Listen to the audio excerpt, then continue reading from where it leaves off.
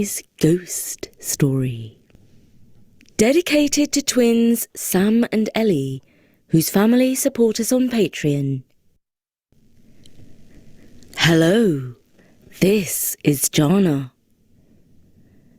Now, I have to let you know that I love a good ghost story. But Bertie doesn't like them because he gets spooked easily. But I'm really pleased because Halloween is coming up. And I've got the perfect excuse for us to put out some scary stories. But of course, this story comes with a wee warning. If you don't like being scared, please don't listen. We've got loads more non-scary stories that you can listen to anytime you like on STORYNORY.com. This ghost story was written down by an ancient Roman called Pliny, who Bertie tells me wrote letters in Latin to his friends. In one letter, Pliny asked a Roman senator if he believed in ghosts, and then went on to tell him this story. There was in Athens a large and roomy house which had a bad reputation. In the dead of night, a noise like the clanking of iron was often heard, and if you listened carefully, it sounded like the rattling of chains, distant at first, but approaching nearer, bit by bit. Soon after, a spectre appeared in the form of an old man, of extremely thin and dirty appearance, with a long beard and messy hair, rattling the chains on his feet and hands. The people who then lived in the house passed their nights wide awake. The lack of sleep ruined their health and made them ill to the point of scaring the life out of them. During the daytime, even when the spirit did not appear, they imagined seeing it before their eyes, and the ghost kept them in perpetual fear.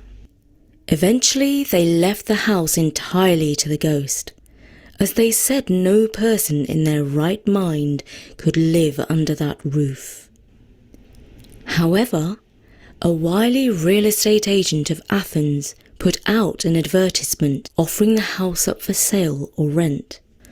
It happened that Athenodorus, the philosopher, came to Athens at that time, and the advertisement for the house caught his eye.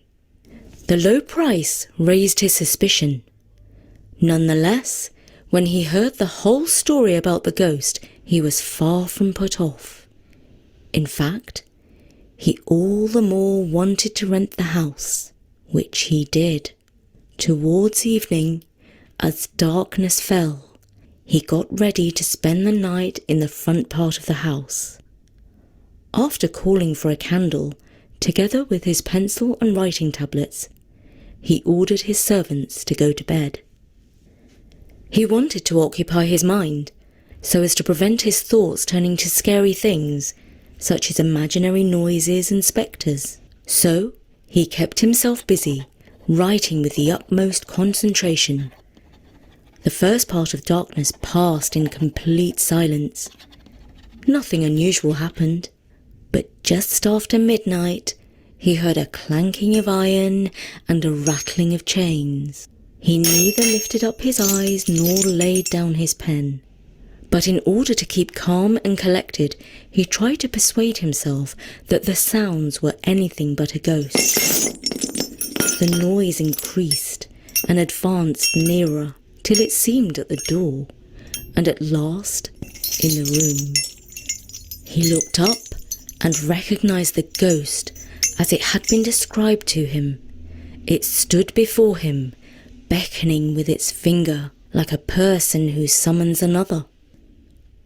Athenodorus in reply made a sign with his hand that it should wait a little, and turned his eyes again upon his papers. The ghost then rattled its chains over the head of the philosopher. Athenodorus, looking up and seeing it beckoning, immediately arose, and candle in hand, followed it. The ghost slowly stalked along, as if weighed down by its chains, and turning into the courtyard of the house, suddenly vanished. Athenodorus, now being left alone, made a mark with some grass and leaves on the spot where the spirit had left him. The next day he reported to the magistrates and advised them to order that the spot be dug up. When this was done, the skeleton of a man in chains was found there. The bones were collected together and publicly buried, and the ghost, having been appeased by the proper ceremonies, haunted the house no more. And that is an ancient ghost story from the time of Rome under the Emperor Trajan. It was written by Pliny the Younger. And I'm delighted to dedicate this story to Sam and Ellie, who have just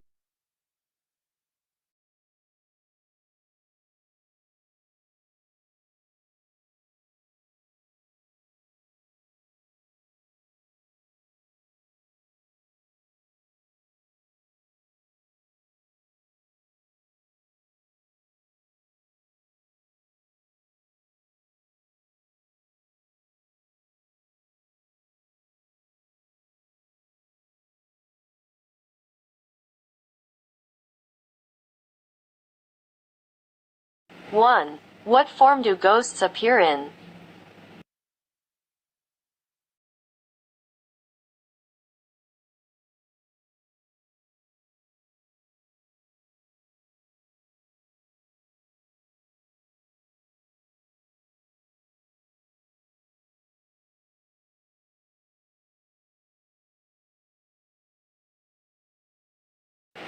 Two. Where did Athens get the info about the haunted house?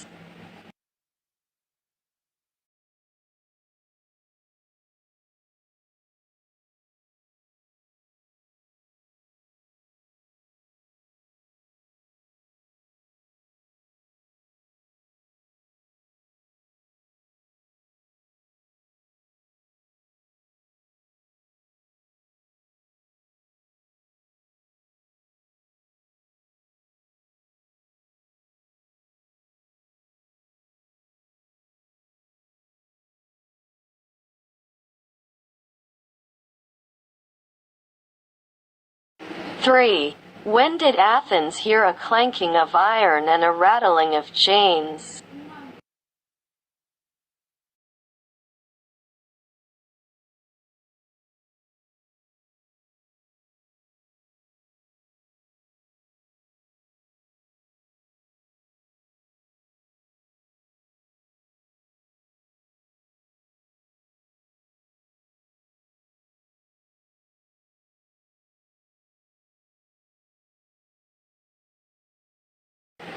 Four. Why did Athenodorus reported to the magistrates and advised them to order that spot to be dug up?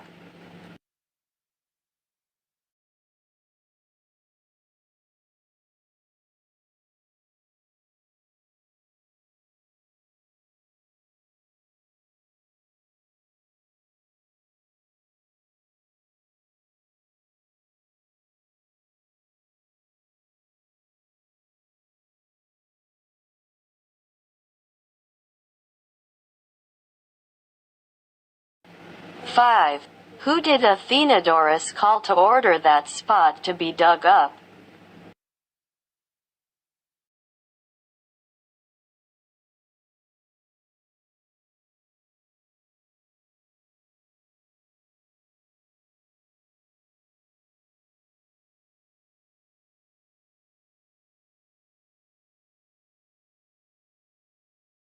Six. In the dead of the night a noise like the blah blah blah of iron was often heard.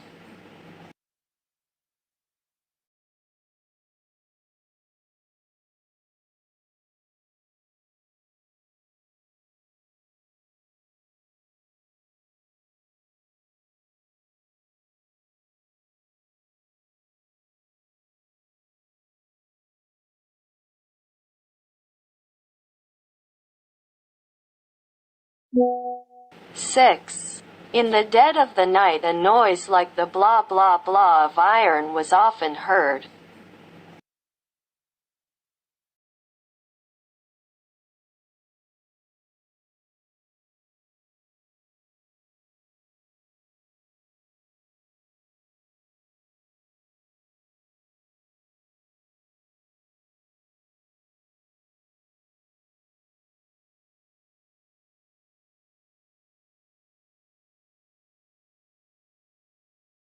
Seven. It sounded like the blah blah blah of chains, distant at first, but approaching nearer bit by bit.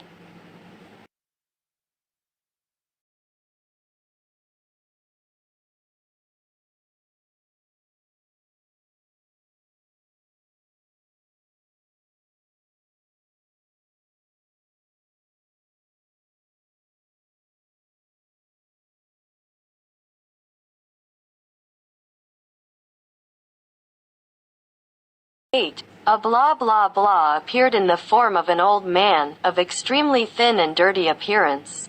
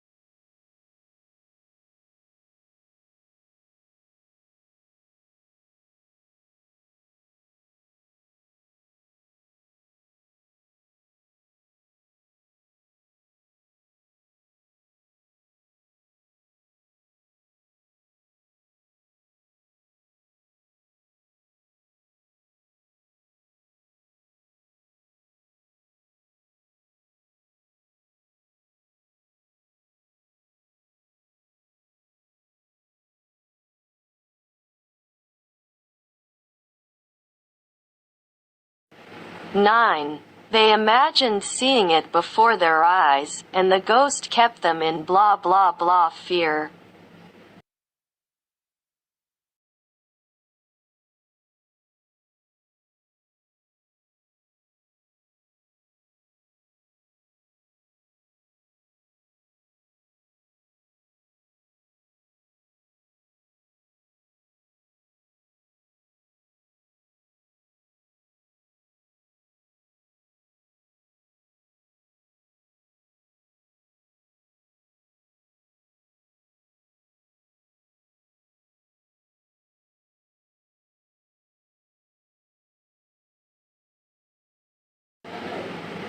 Ten. It stood before him, blah blah blah with its finger.